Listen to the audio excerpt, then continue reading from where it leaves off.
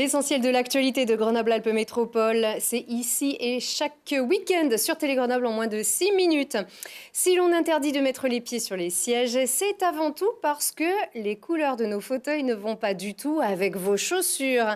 C'est avec cette petite pointe de sarcasme que la CEMITAG lance un appel à ses usagers contre les incivilités dans les bus et les trams. La campagne, un brin décalé lancé mercredi dernier, vise à rappeler quelques règles de vie en commun et de politesse élémentaire. Elle doit durer jusqu'au 20 juin, mais pour débuter, ce sont une centaine d'agents qui ont été chargés cette semaine de faire passer le message de bon sens et à rappeler le règlement. Fumer à bord, ça peut coûter 50 € d'amende, écouter de la musique trop fort ou mettre les pieds sur le siège, 150 €. Écoutez. On a voulu une campagne un petit peu décalée, ne pas cibler spécialement les incivilités et stigmatiser les contrevenants, mais plutôt massifier les bons comportements. Et à ce titre-là, donc on a 100 agents de la CEMITAG qui pendant 3 jours sillonnent le réseau en distribuant d'ailleurs des goodies sympathiques, notamment pour ceux qui mettent un peu la musique trop fort des écouteurs, ceux qui auraient tendance à mettre les canettes de Coca-Cola ou autres par terre, des petits sacs poubelles. Donc on fait une campagne qui se veut humoristique, pédagogique, pour rallier à nous un maximum de passagers de nos transports en commun. C'est forcément la ligne A qui est la ligne emblématique du réseau grenoblois, qui transporte plusieurs dizaines de milliers de personnes par jour, qui est évidemment celle qui connaît le plus d'incivilité. Mais pas que, mais c'est proportionné à la fréquentation. Dès le mois de juin, une vingtaine de caméras de protection sera déployée sur les contrôleurs du réseau qui ne les actionneront que si la tension monte. L'expérimentation durera 6 mois. Lorsque vous étiez enfant, vous faisiez sans doute des tours et des tours à bord d'une Rosalie avec un petit cheval de bois devant vous et avec des pédales sur vos pieds. Eh bien, c'est désormais possible d'aller à l'école à bord d'une grande Rosalie avec plein de petits camarades et plutôt qu'un cheval de bois, un adulte qui pédale, lui aussi. C'est le school bus qui est testé sur l'agglomération à l'occasion de la fête du vélo. Un reportage Charlotte Faulkner, Baptiste Bertrand et Laurie Baillet.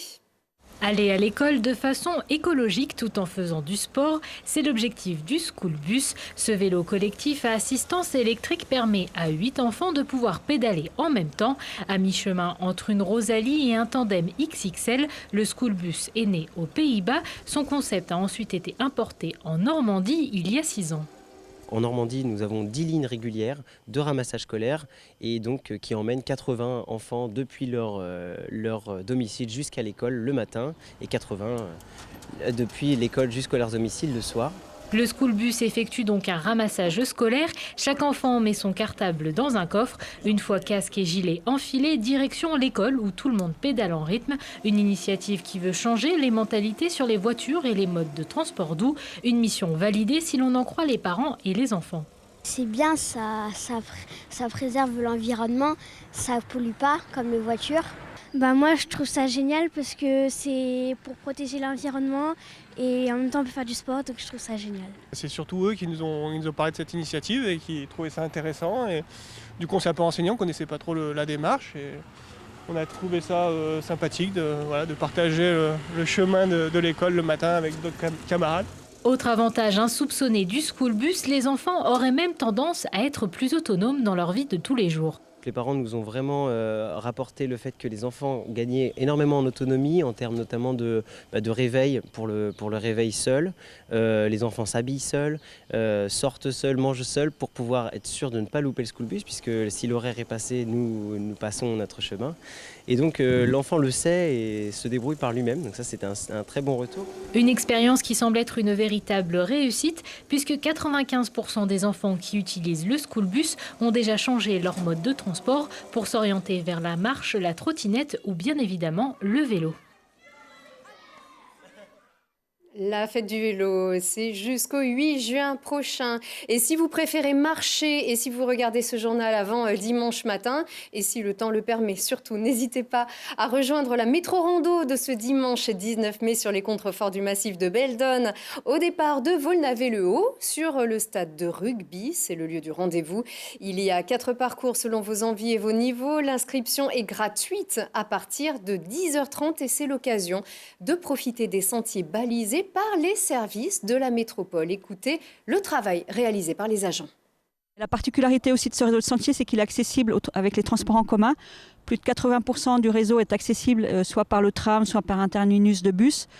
Donc c'est une force aussi de ce réseau de sentiers. C'est pour ça qu'il est très fréquenté, puisque même si une personne n'a pas de véhicule, il peut bien sûr monter sur les coteaux à partir de transports en commun. Donc la métropole gère 865 km répartis sur les 49 communes. Donc sur les 3 massifs, bien entendu, Vercors, Chartreuse et Belledonne. Au-delà de l'entretien et du balisage, on participe à la valorisation des sentiers. Donc on organise 2 métro-rando annuellement. Ces 2 métro-rando sont choisis de façon à faire découvrir le territoire aux Grenoblois et à tous les habitants de la métropole.